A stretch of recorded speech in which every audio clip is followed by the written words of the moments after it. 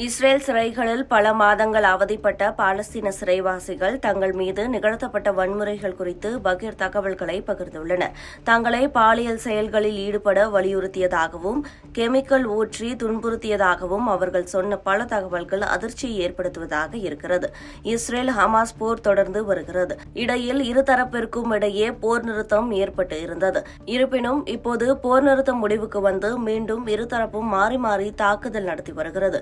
அதே நேரம் போர் நிறுத்த ஒப்பந்தம் முடிவதற்கு முன்பு இருதரப்பும் தங்கள் வசம் இருந்த பலரை விடுவித்தனர். அதன் ஒரு பகுதியாக இஸ்ரேல் ராணுவம் 5 பாலஸ்தீன கைதிகளை விடுவித்திருந்தது. இதற்கிடையே இஸ்ரேல் ராணுவத்தின் பிடியில் இருந்தபோது தங்களை எந்த அளவுக்கு மிக மோசமாக மனிதாபிமானமற்ற முறையில் நடத்தினர் என்பது குறித்த விவரங்களை அந்த ஆண்கள் பகிர்ந்து கொண்டுள்ளனர். இஸ்ரேல் ஹமாஸ் போர் தொடங்கிய சில மாதங்களில் இவர்களை இஸ்ரேல் கைது செய்திருக்கிறது.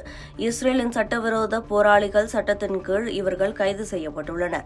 இந்த சட்டத்தின் கீழ் இஸ்ரேலால் யாரை வேண்டுமானாலும் கைது செய்ய முடியும். மேலும் எந்தவொரு குற்றச்சாட்டும் இல்லாமல் காலவரையின்றி சிறையிலும் வைத்திருக்க முடியும். இந்த சட்டத்தின் கீழ்தான் இவர்களை மாதக்கணக்கில் இஸ்ரேல் ராணுவம் எந்தவொரு குற்றச்சாட்டும் இல்லாமல் சிறையில் வைத்திருந்தது. சர்வதேச ஊடகத்தினர் இவர்களுடன் பேசியபோது அவர்கள் பல அதிர்ச்சி சம்பவங்களை விவரித்தனர். 5 பேரையும் ஆடைகளை கழற்றி நிர்வாணமாக்கியுள்ளனர். மேலும் கண்கள் கட்டி விலங்கு பூட்டி மிக மோசமாக தங்களை இஸ்ரேல் ராணுவம் அடித்து தாக்கியதாக தெரிவித்துள்ளனர். மேலும் ஒரு கட்டத்தில் மின்சார ஷாக் மூலமும் நாய்களை ஏவிவிட்டும் தங்களை சித்திரவதை செய்ததாக பரபர கருத்துக்களை கூறியுள்ளனர். இஸ்ரேல் சிறையில் இருந்து விடுவிக்கப்பட்ட முகமது அபு தவீலே இதுகுறித்து கூறுகையில், என் மீது கெமிக்கலை போட்டனர். நொடியும் யோசிக்காமல் தீ கூட வைத்துவிட்டனர். பிறகு தீயை அணைக்கிறேன் என சொல்லிக் கொண்டு அவர்கள் அனைவரும் என்னை மாறி மாறி மிருகத்தைப் போல அடித்து துன்புறுத்தினர் என்று கூறியுள்ளார். மற்றொரு நாள் தன் மீது இன்னொரு கெமிக்கலை ஊற்றியதாகவும் அதை நீக்கவே 1.5 நாள் ஆனதாகவும் தவிலே கூறுகிறார். அப்துல் கரீம் முஷ்தாஹா என்ற மற்றொரு நபர் கூறுகையில், பாலஸ்தீனியர்கள் மீது அவர்கள் இரக்கமே காட்ட மாட்டார்கள். எங்களை கட்டி வைத்து மிருகத்தை அடித்தது போல அடித்தனர். ஏதோ நாங்கள் தான் இஸ்ரேல் மீது தாக்குதல் நடத்தியதைப் போல காட்டுமிராண்டித்தனமாக அடித்தனர். யாரும் எங்களுக்கு ஒரு சொட்டு தண்ணீர் கூட கொடுக்கவில்லை. பல நேரங்களில் மருத்துவ உதவி கூட தரவில்லை என்றார்.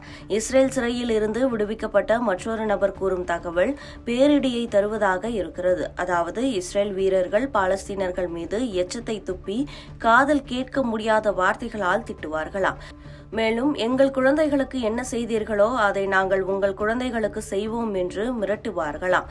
அவர் மேலும் கூறுகையில், மருத்துவ உதவி எதுவுமே கிடைக்காது. இதனால் சிறையிலேயே வைத்து பல பாலஸ்தீனர்கள் உயிரை விட்டனர்.